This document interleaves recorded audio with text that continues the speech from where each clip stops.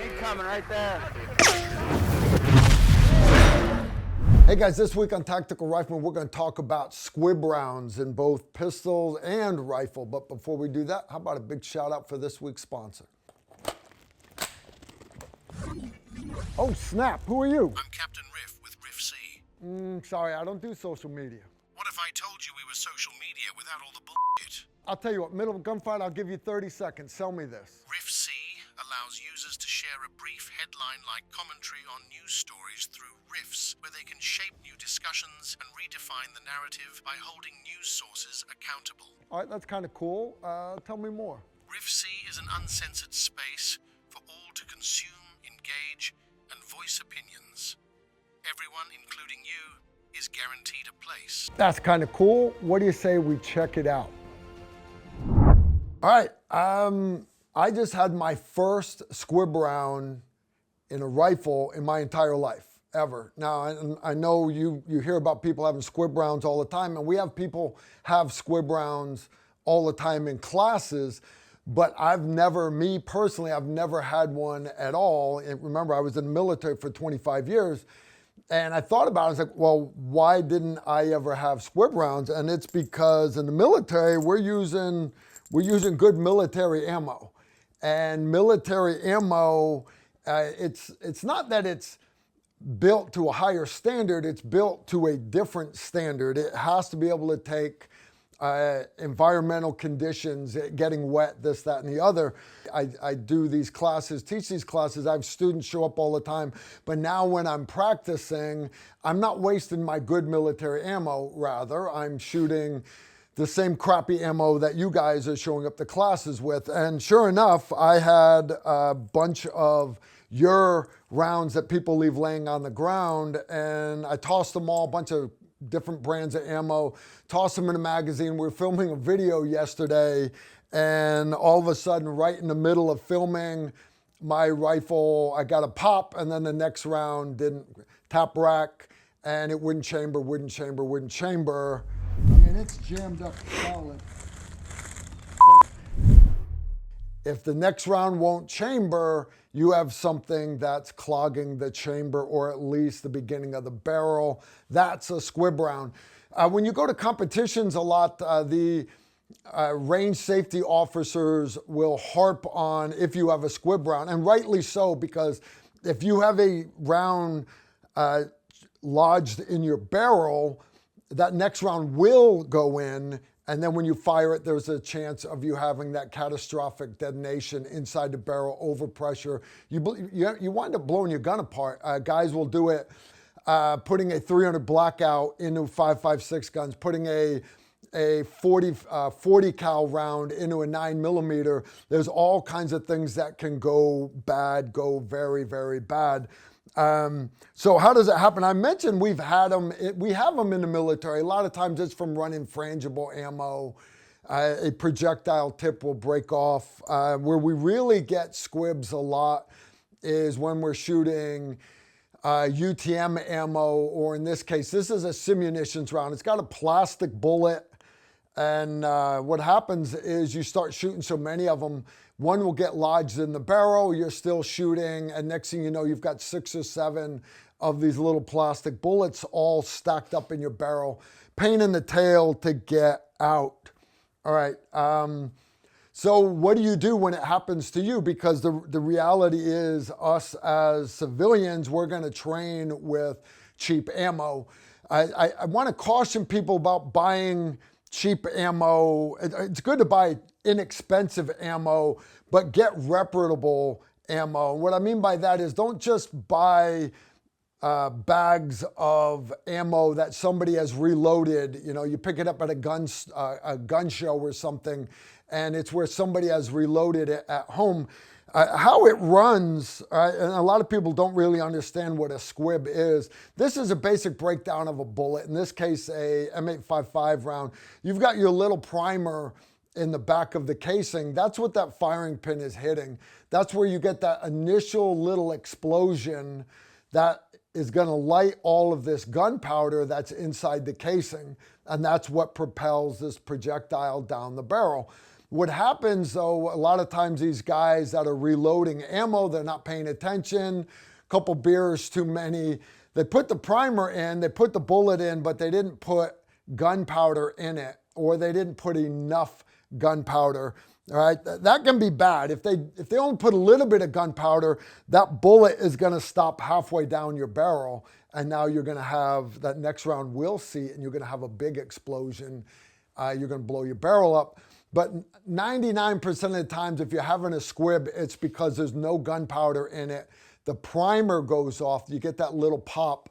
That is enough to pull the projectile out of the casing and lodge it right at the beginning of the barrel. And then when you go to do your tap rack, the next round won't seat.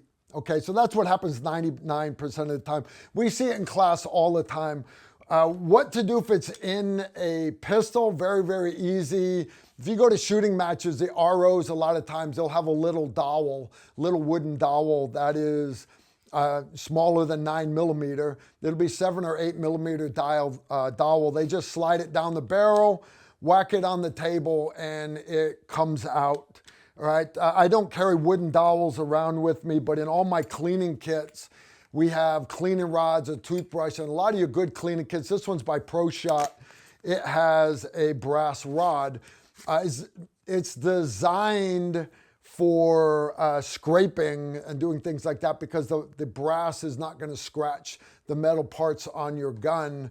But if you've got a hollow point, run the sharp end down your barrel. If you're just shooting a ball round, I put the flat end down the barrel. And then all you're going to do is you're going to just whack it on the table, and literally just like that, that projectile will unseat out of the barrel. All right, it'll fall right out in your hands. You might have a little bit of lands and grooves around the start of it, but if it was a pistol round, 9 times out of 10 it'll easily pop right out. If it doesn't, you might have to whack it a few times on the picnic table or whatever they have there, but I guarantee you the projectile will come out.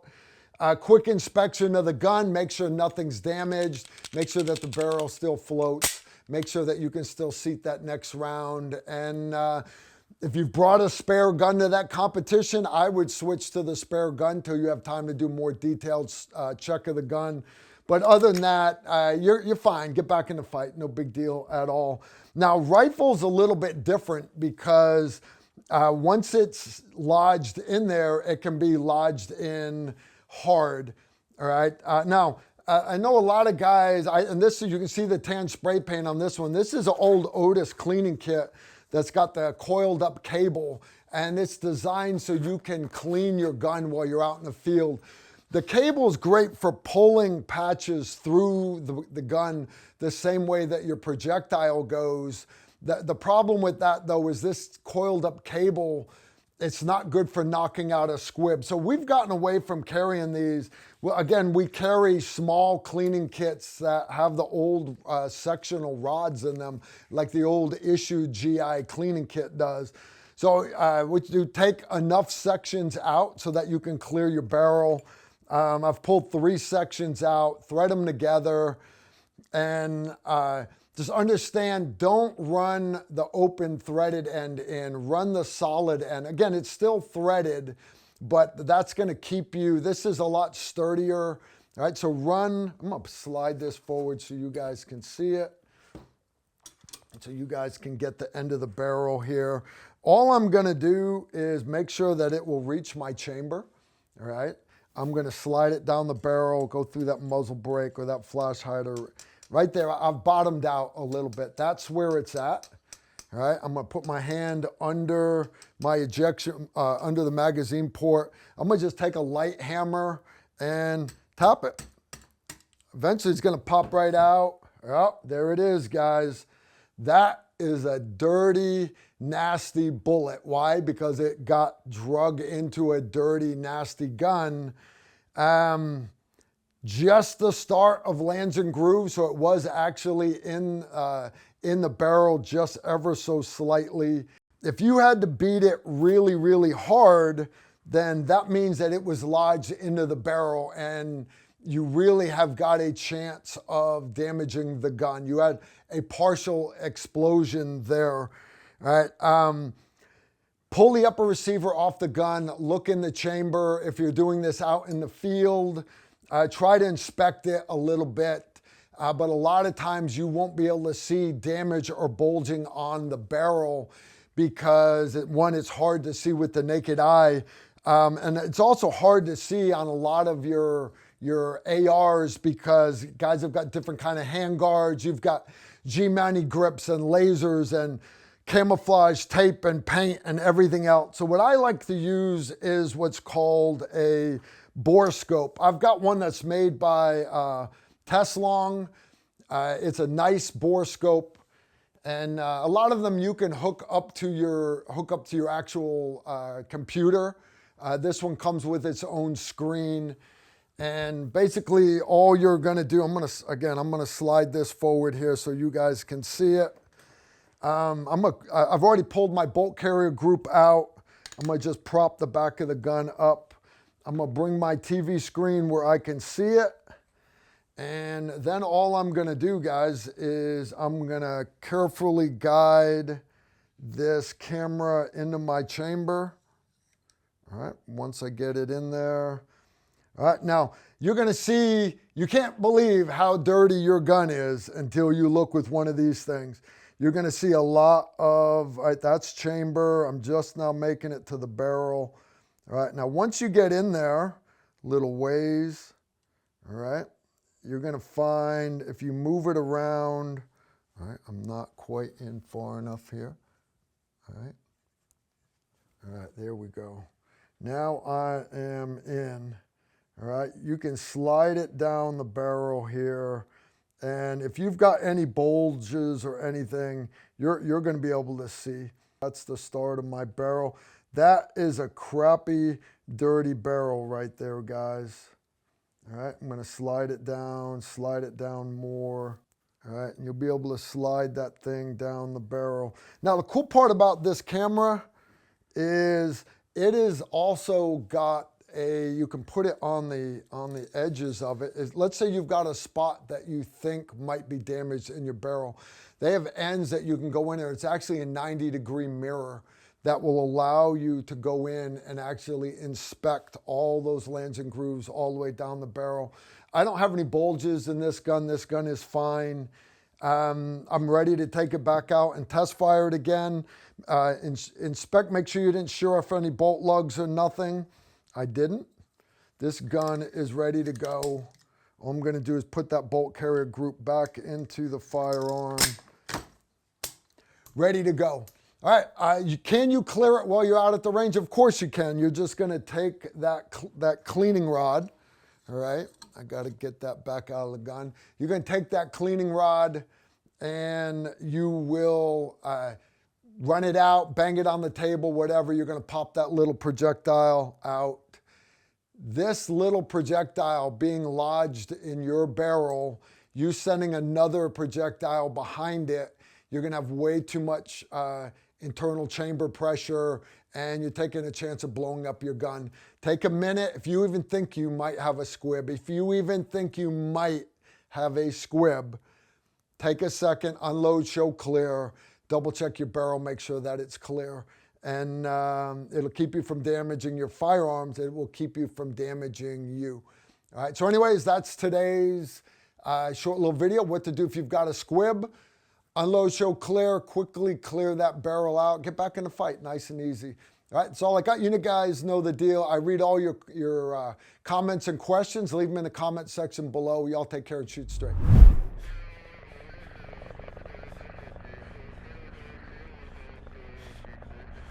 If you like this video, make sure to like, comment, and subscribe.